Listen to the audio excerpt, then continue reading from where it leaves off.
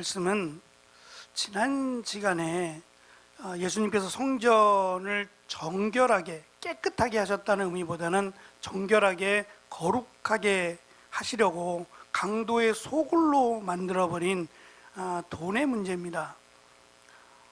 정말 그 떨어져 있던 유대인들이 절기 때마다 예루살렘에 왔을 때 그들의 편의를 위해서라면 환전을 할 때에도 그렇게 많은 불편함을 주지 않았을 것이고 다 돈의 문제였어요.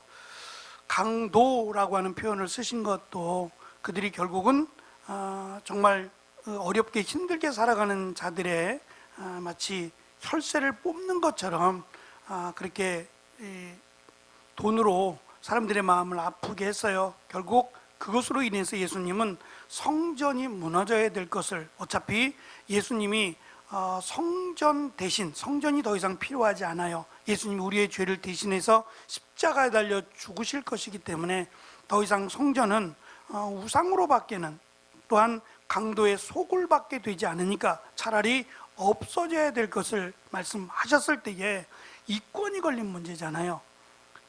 절기 때마다 얼마나 많은 사람들이, 심지어는 그때 6월절에 잡힌 양의 마리가 2만 마리가 넘을 정도였다고 하니까 얼마나 많은 이권이 걸려 있겠어요. 돈의 문제입니다. 그러니 이 성전이 더 이상 필요 없다고 하신 말씀이 이 종교 지도자들의 귀에 들어갔어요. 그들이 예수님을 찾아왔습니다. 어떻게 하면 이를 죽일까 고민하던 끝에 자기들이 작전을 짜고 계획을 세워서 예수님을 찾아왔어요. 누구의 권한으로 이 같은 일을 행하느냐? 만약에 하나님의 권한이라고 하면 신성모독의 죄를 걸어서 예수님을 죽이려고 했던 거예요. 그랬더니 예수님께서 세례 요한의 세례가 누구의 하늘로부터냐 또는 땅으로부터냐라고 물으셨어요. 그들은 이렇게 말해도, 하늘로부터라고 말해도 땅으로부터라고 말해도 결국 자기들의 함정에 빠질 수 없다라는 결론에 이르렀을 때 우리는 알지 못한다, 알 필요가 없다고 얘기를 했어요. 결국 하나님이 세우신 계획을 알 필요가 없다라고 말하는 이들은 결국 하나님의 심판을 받아야 마땅하지요. 그리고 나서 예수님이 이제 본격적으로 누구의 권한으로, 무슨 권한으로 이러한 일을 행하느냐에 대한 답을 오늘 말씀, 포도원의 비유로 말씀을 하십니다. 주말농장이라고 들어보셨을 거예요. 혹시 주말농장을 하고 계신 분들도 있을지 모르겠습니다. 서울에 살아가면서 이 농사를 하기에는 쉽지 않죠. 텃밭도 없고요. 근데 또 그런 걸 좋아하시는 분들이 있잖아요. 그렇다 그래서 귀농할 수는 없는 일이고, 또 내가 지금 하고 있는 일을 하면서 그래도 조그마한 텃밭이라도 좀 가꾸고 싶다 하시는 분들이 찾는 거예요. 주말 농장은 서울 근교의 농지 가운데 경치가 좋고 또 일손 부족으로 농사를 짓기 힘든 경작지를 이 도시민에게 1년 단위로 임대하는 거예요. 찾아봤더니 5평에 10만 원 정도 한대요. 10평에 15만 원 정도. 생각보다 그렇게 비싸지는 않은 것 같아요. 장소에 따라 조금씩 차이는 있는데 1년에 5평 정도 한 10만 원 정도라면 비싸지 않다라는 생각이 드네요. 그리고 주말마다 가는 거예요. 아이들과 함께 가든 해서 간단한 상추나 쑥갓이나 시금치 등의 채소류를 기르고, 또 꽃을 좋아하시는 분들은 계절마다 다른 꽃을 심어서 키워서 그것을 이제 집에 갖다가 두기도 하겠죠. 자연과 더 가까워지는 그러한 효과도 있고, 또 농지를 갖고 계신 분들은 그냥 땅을 놀리니 그 땅을 통해서 어느 정도의 수익을 창출할 수 있으니 일거양득이라고 할 수 있을 겁니다. 땅을 가지신 분들은 땅을 주는 게 아니라 빌려주는 거예요. 1년 동안 임대해 주는 거죠. 그리고 그 땅을 임대받은 사람들은 그 땅을 통해서 나름대로의 취미나 여가 활동을 하는 거죠. 결국 그 땅은 땅의 주인의 것입니다. 내가 땅을 빌려서 1년 동안 사용을 하든 아니면 2년, 3년을 계약하고 사용을 하든지 간에 그 땅은 내 땅이 아니에요. 빌린 땅이죠. 그 땅의 주인은 원래의 소유주가 그 땅의 주인이죠. 오늘 말씀은 먼저 이 포도원의 비유를 이해하려면 땅 주인이 따로 있어요. 이 포도원이라고 하는 땅 주인이 따로 있는데, 이 땅 주인이 이 땅만 가진 게 아니라 여기저기에 땅이 좀 많아요. 그래서 이 땅을 관리하기보다는, 내버려 두기보다는 이 땅을 관리하도록 빌려줬어요.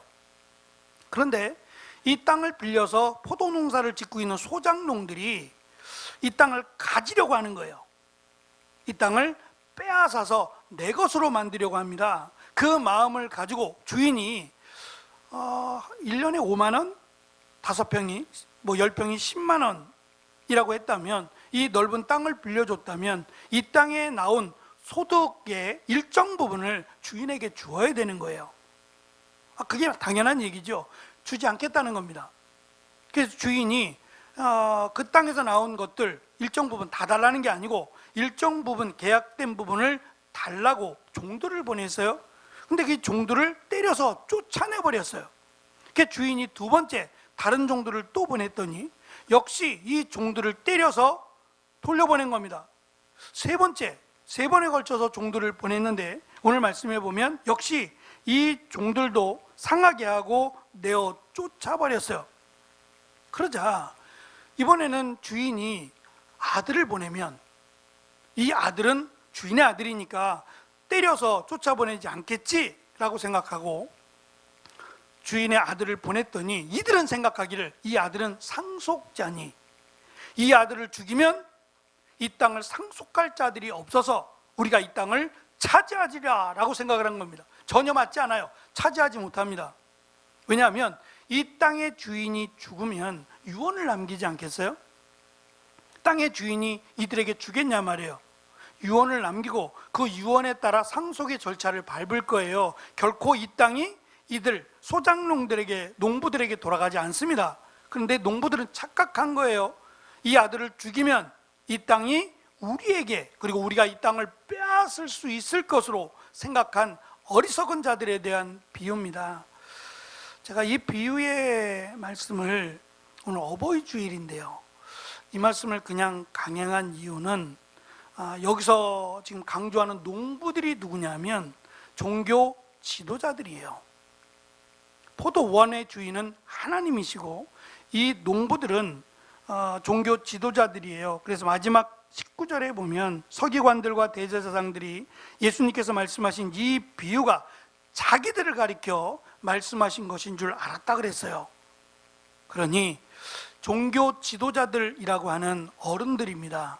그 이스라엘의 대표 또는 가정의 어버이들이라고 하는 이들인데, 이들의 잘못된 판단이나 어리석음이 결국 그들이 예수님을 십자가에 못 박을 때 했던 말이 있어요. 그 피를, 본디오 빌라도가 나는 죄가 없다라고 하며 손을 씻을 때에 이스라엘 백성들의 종교 지도자들이 나서서 한 말이 뭐냐면 그 피를 우리에게로 돌리라는 거예요. 그러면 그 피가 이 종교 지도자들에게만 간 것이 아니라 그의 자손들에게까지 영향을 미치게 됩니다. 오늘 말씀해 보면 예수님께서 농부들을 진멸하고 포도원을 다른 사람들에게 주리라 라고 말씀하셨어요. 이 포도원이 상징하는 게 이스라엘입니다. 이스라엘을 포도원으로 말씀하시는데요, 이사야서에 보면 이렇게 말씀하셨어요. 내가 내 포도원을 위하여 행한 것 외에 무엇을 더할 것이 있으랴. 내가 좋은 포도 맺기를 기다렸거늘 들포도를 맺음은 어찌미뇨. 내가 내 포도원에 어떻게 행할지를 너에게 이르리라. 내가 그 울타리를 걷어 먹임을 당하게 하며 그 담을 헐어 짓밟히게 하리라. 내가 이것을 황폐하게 하리니 다시는 가지를 자름이나 북을 돋우지 못하게 하며 찔레와 가시가 날 것이며 내가 또 구름에게 명하여 그 위에 비를 내리지 못하게 하리라. 무릇 만군의 여호와의 포도원은 이스라엘 족속이요 그가 기뻐하시는 나무는 유다 사람이라. 그들에게 정의를 바라셨더니 도리어 포악이요 그들에게 공의를 바라셨더니 도리어 부르짖음이었더라 라고 이사야서 5장 1절로 7절을 말씀합니다. 하나님이 이스라엘이라고 하는 포도원을 하나님이 만드셨어요.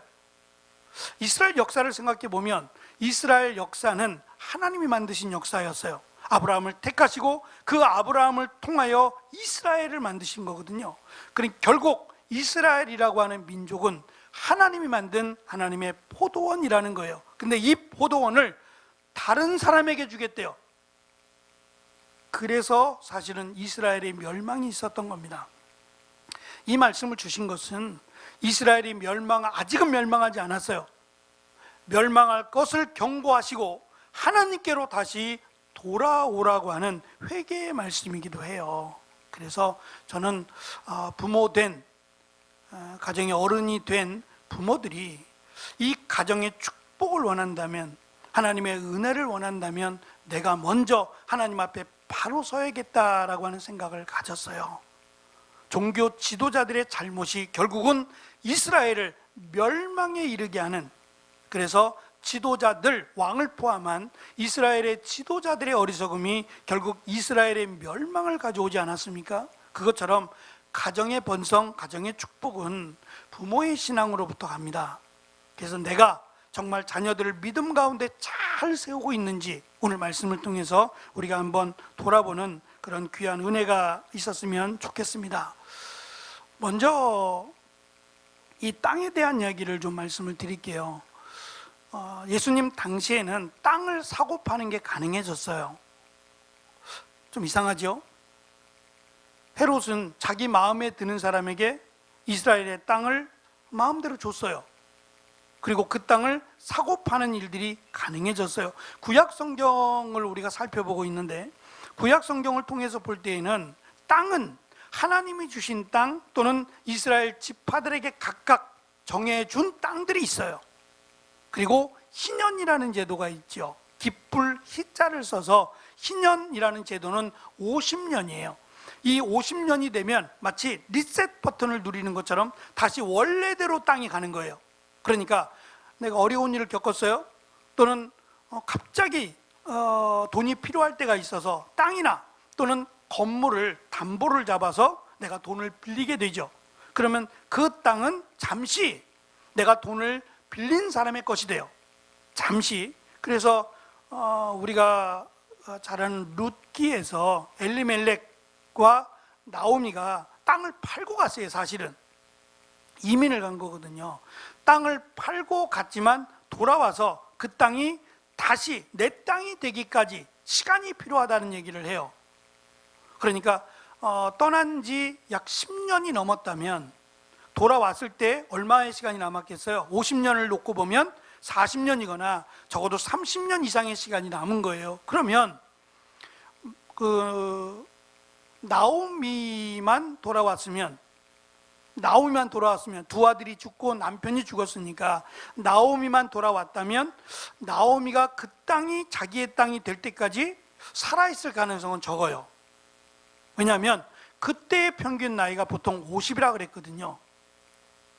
그러면 나오미가 결혼해서 몇 살에 결혼했는지는 모르겠지만 결혼해서 아들이 나왔고 다시 이 아들이 장성을 했어요. 그러면 10살은 아닐 거 아니에요. 결혼을 했다라고 하니까 적어도 18세 이상은 됐을 거란 말이에요. 20세가 됐고 10년을 살았어요, 모압에서. 그러면 아무리 생각해도 40은 훌쩍 넘었을 거란 말이에요. 맞죠? 근데 40이 넘었는데 30년이 남았어요. 그러면 30년을 다 지내면 최소한 70이에요. 그때까지 산다라는 보장은 할 수 없는 겁니다. 그러면 나오미가 돌아와서 나오미의 후손이 없어요. 그럼 나오미가 죽었어요. 그럼 그 땅이 누구 것이 되겠냐 말이에요. 자식도 없고 아무도 가족이 없을 때 이 나오미의 유산으로 남겨진 이 땅은 누구의 것이 되느냐? 가장 가까운 친족이 그 땅을 가져요. 그러니까 배 아픈 사람이 누구냐면 나오미의 가장 엘리멜렉과 가장 가까운 친족이에요. 나오미만 돌아왔다면 그 땅은 내 땅이 되는 거예요. 근데 누구를 데리고 왔어요? 누가 따라왔어요? 룻이 따라온 거예요. 룻이 며느리지만 사실 룻은 모압 여인이기 때문에 나오미는 너의 땅, 너의 고향인 모압에 너는 남아라. 나는 다시 예루살렘으로 돌아가겠다는 거죠. 근데 룻이 따라가겠다고 말합니다. 룻이 어머니의 하나님이 나의 하나님이고 어머니의 백성이 나의 백성입니다라고 하며 따라가겠다고 하니까 내가 오면 너는 이방인이 될 텐데 하나님이 우리를 쳐서 결국 흉년이 들어서 여기까지 왔는데, 모압까지 왔는데 예루살렘으로 가봤자 너에게 좋을 게 없다 그러면서 남으라고 계속 얘기해요. 내가 너에게 해줄 수 있는 것이란 그냥 너를 자유롭게 하는 것이다. 더 이상 내 며느리로 나를 모시고 사는 것보다는 자유롭게 살다가 또 좋은 사람 만나서 결혼하는 것, 그게 내가 해줄 수 있는 선물이라고 말하면서 보내려고 했어요. 룻이 참 지혜로운 여자예요. 어머니 하나님이 나의 하나님이 된다는 것도 믿음이지만 어머니의 마지막을 내가 보겠다 그랬어요. 어머니의 끝까지, 어머니의 죽음 끝까지 내가 어머니를 모시겠다, 이 말에 사실은 흔들렸어요. 참 귀하지 않아요? 물론 지금 시대가 많이 바뀌었어요. 맞벌이를 하기도 하고 이런 다양한 시대 속에서 어머니를 모시고 산다? 저는 이게 쉬운 말이 아니라고 생각해요. 부모를 모시고 사는 거 참 쉽지 않습니다. 그런데 남이라고 여길 만한 룻이 어머니를 끝까지 책임지고 모신다는 말에 감격했어요. 너무 고마워서 함께 가자고 말을 하게 돼요. 그리고 돌아와서 결국 그 땅을 차지할 수 있는 가장 가까운 친족이 가장 배 아파했어요. 그래서 내가 그것을 물어주지 않겠다, 나머지 30년에 대한 것을 물어주지 않겠다는 거예요. 그래서 이제 보아스가 물어주게 되고 룻과 결혼해서 자식을 낳게 되죠. 어쨌든 이 땅은 하나님이 주신 땅이 있어요. 그 땅을 내가 팔았더라도 50년이 지나면 다시 땅이 원래 그 이스라엘 족속들에게로 돌아가는 건데요, 이스라엘 백성들이 포로로 잡혀가게 되죠. 이스라엘이 멸망하고 유다가 멸망하면서 이스라엘 사람들이 포로로 끌려가게 돼요. 아수르로, 바벨론으로 계속 끌려다니게 되면서 더 이상 땅의 개념이 사라져요. 그러니까 각 지파들에게 주셨던 땅이 없어지는 거예요. 이제는 그게 의미가 없어져요. 그래서 하나님께서는 예레미야라고 하는 레위인인데 예레미야에게도 땅을 사라 그랬어요. 원래 레위인들은 땅을 기업으로 받지 못했는데요, 땅을 이제 이스라엘이 포로로 끌려가게 되면서부터 땅의 개념이 각 지파별로 할당되던 것이 없어지니까 이제는 땅을 마음대로 살 수 있게 된 거예요. 그래서 지금 이 같은 일이 벌어진 겁니다. 땅을 차지하겠다는 것도, 내가 그 땅이 내 땅이 되기를 원한다라는 것도 그렇게 해서 시작이 되었다라고도 볼 수 있습니다. 오늘 말씀에서 포도원의 주인은 하나님이세요. 포도원의 주인은 하나님이시고 포도원은 이스라엘 나라를 의미하고 종은 선지자들을 의미합니다. 하나님이 3번에 걸쳐서 보냈다는 것은 3번만 보냈다는 게 아니라 더 많이 보낸 것을 3번, 1번, 2번, 3번. 그러면 우리가 보통 가위바위보 할 때 몇 번까지 하죠?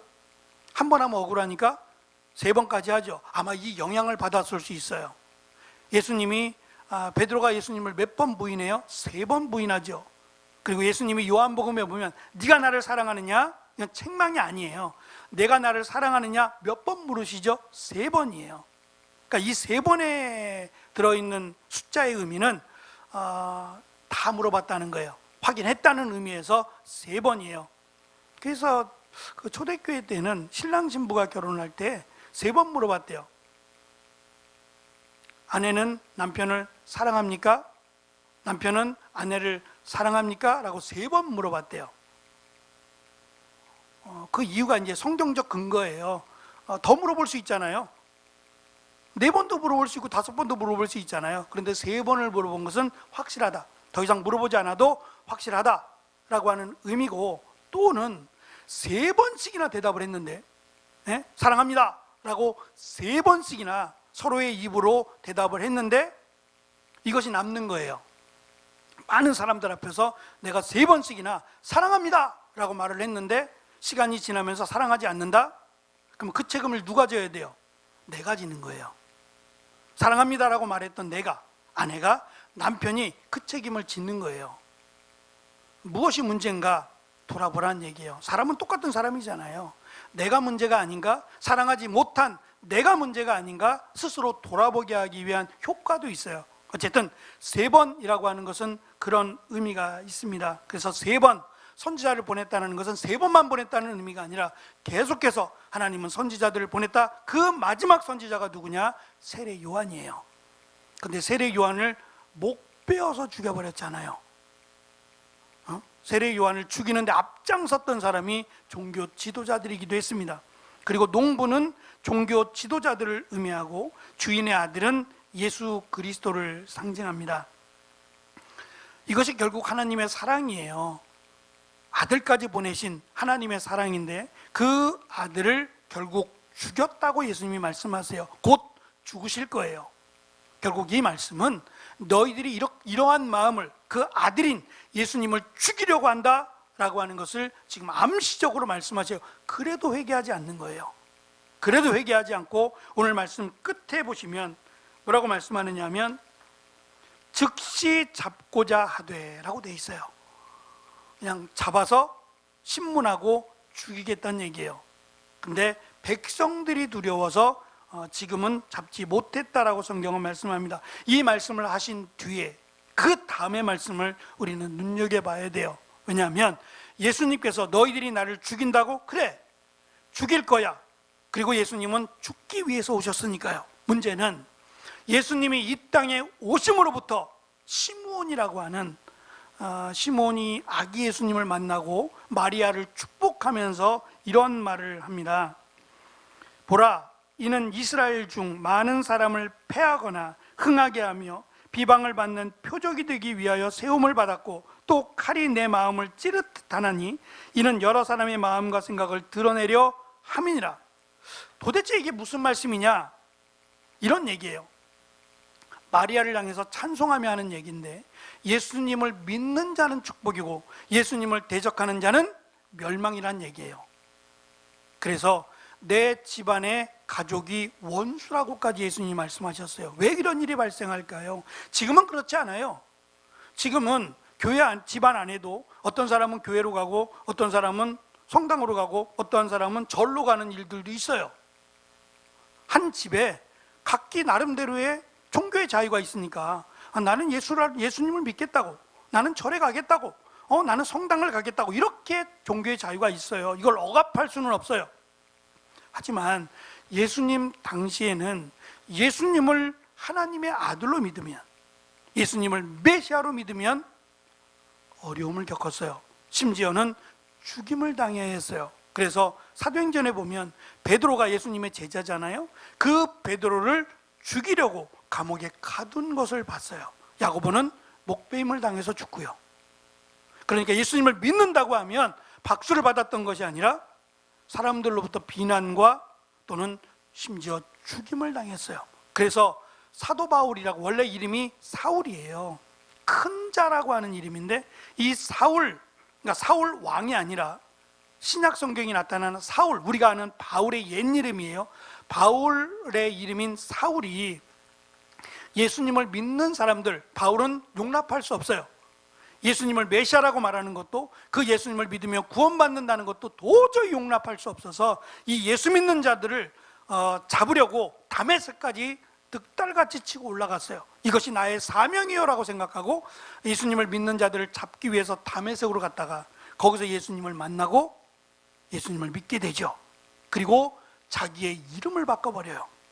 나는 큰 자가 아니라 지극히 작은 자라고 하는 이름의 바울이라고 바꿔요. 물론 이렇게 바꾼 이유가 있어요. 바울이라고 하는 이름은 이방인들에게는, 사울이라고 하는 이름은 이방인들에게는 부르기 어려운 이름이래요. 마치 제 이름이 일권인데 받침이 있잖아요.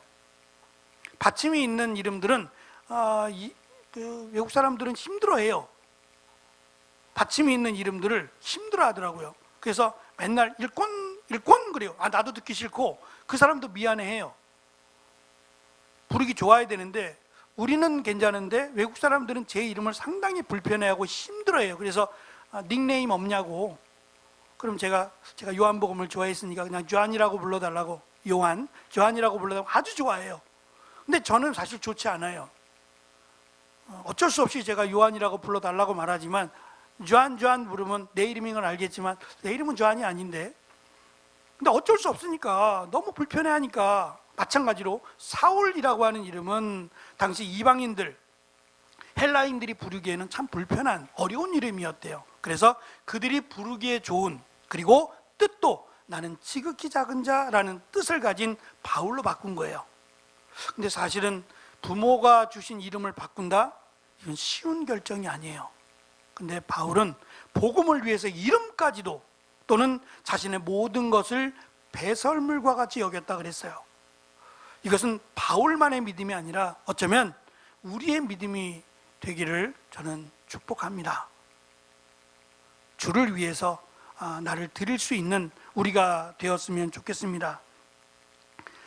이 비유를 마치신 예수님은 예수님을 믿는 자에게는 축복이요 예수님을 거절하는 자에게는 하나님의 심판이 있을 것을 시편 118편의 말씀을 인용해서 말씀하십니다. 건축자의 버린 돌이 집 모퉁이에 머릿돌이 되었다라는 말씀이에요. 한번 넘겨주시겠어요? 머릿돌이 뭐냐면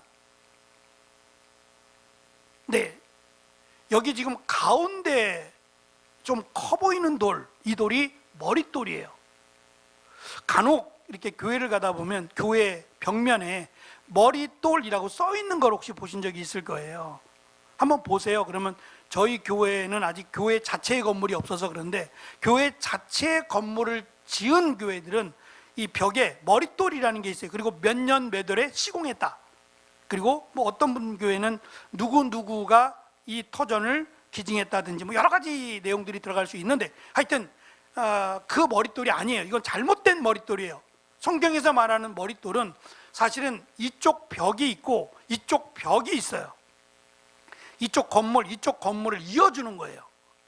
이어주기 위해서 붙이기는 좀 뭐예요? 왜냐하면 길을 만들어야 되니까. 그래서 이쪽 벽을 이렇게 돌로 쌓고 이쪽 벽을 돌로 쌓고 중간에 이 돌을 끼워 넣는 거예요. 그러니까 이 돌이 크다고요. 그러니까 여기에는 뭐 다른 어떤 뭐 못이라든지 이런 것들이 들어있지 않아요. 그냥 돌을 맞춰 놓은 거예요. 그리고 가운데 끼워 넣는 이 돌이 머릿돌이에요. 그러니까 이 돌이 깨지거나 무너지면 굉장히 위험해지죠. 다 무너질 수 있는 거예요. 굉장히 위험하지만 굉장히 중요한 돌이 이 머릿돌인데요. 두 가지를 말씀하셨어요. 하나는 이 돌에 떨어지는 자예요. 떨어져서 이 돌에 맞으면 당연히 깨지고 다치겠죠. 돌인데. 이 말씀은 그 이사야서 8장의 말씀을 인용한 거예요. 예수님 때문에 종교 지도자들처럼 예수님을 반대하는 자들이 이 돌에 떨어질 것이라는 얘기는 걸려 넘어질 거란 얘기예요. 머릿돌이 위에 있어서 걸려 넘어지진 않아요. 그러니까 상징적인 얘기죠.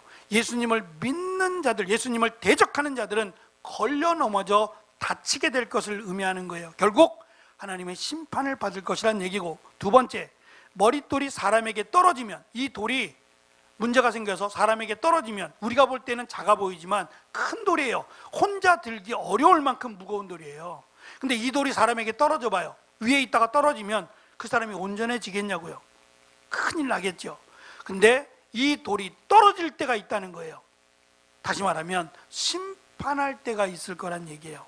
그러니까 예수님이 심판할 때가 되면 심판자로 오셔서 그들의 행위에 따라 판단하실 것이다, 심판하실 것이다 라고 하는 내용을 오늘 말씀에 담았어요.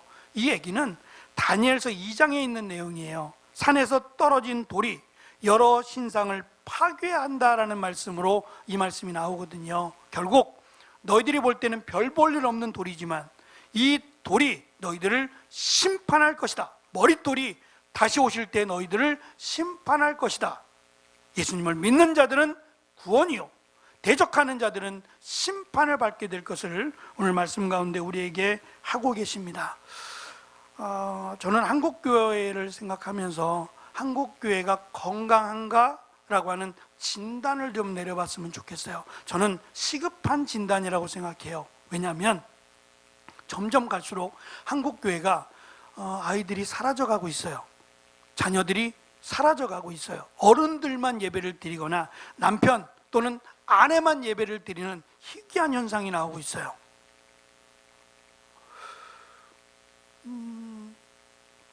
저희 교회는 딱 그렇다라고 볼 수 없어요. 왜냐하면 자석이 좀 그래서 그렇지 거의 부부끼리 지금 앉아 계시거든요.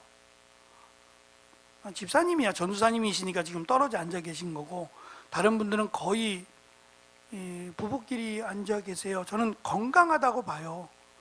근데 어느 교회 가보면 부부끼리 뚝 떨어져 앉아요. 그래서 제가 왜? 부부끼리 예배 드리면 이상한가요? 옛날엔 그랬어요. 옛날에 어르신들은 남편이 먼저 걷고 아내 대신 어머님들이 뒤에 따로 걸어가셨어요. 왜 그랬는지 물어보시고 왜 그렇게 따로 걸어가셨는지. 같이 가시면 안 돼요? 쑥스러우신가 봐요. 같이 다니기가 쑥스러우신가 봐요. 근데 요즘 어르신들 안 그래요. 손도 잡고 가시고 막 그러던데요. 전 너무 보기 좋은 거예요. 그래서 오늘은 예배 끝나고 가실 때 두 분이 손잡고들 가세요. 숙제. 남집사님 아셨죠? 대답했어요. 오늘은 숙제. 우리 집에 가셔서 손 잡으세요. 목사님이 잡으라 그랬다고. 네? 오늘 숙제. 문집사님도 집에 가서 안 그래도 잡겠지만 손 잡으세요. 그리고 집에 가실 때 우리 김수철 성도님 손잡고 가세요. 오늘 숙제. 네? 진짜 숙제요. 그냥 목사님이 한 걸 하라 그런 거니까 손잡고 하세요. 네. 이상하게 한국 교회가 자녀들하고 부모님이 같이 예배 드리는 일이 너무 적어서 가끔씩 그 온가족 예배라는 게 있어요. 5주째 되는 예배라는 게 있어서 온가족 예배라는 것은 가족들이 전부 나와서 예배를 드리라는 거예요. 그러니까 그렇지 않은 경우가 너무 많아서 아마 이런 취지가 있었던 것 같은데요. 저는 같은 믿음으로 같은 신앙으로 건강한 가정이 되기를 소망합니다. 그 책임이 자녀에게가 먼저가 아니라 저는 부모에게 있다고 봐요. 부모가 건강한 믿음, 바른 신앙을 갖고 있어야 이 신앙을 유산으로 자녀들에게 물려주지 않겠어요? 부모들이 가장 자녀에게 줄 수 있는 가장 큰 유산은 저는 신앙의 유산이라고 생각해요.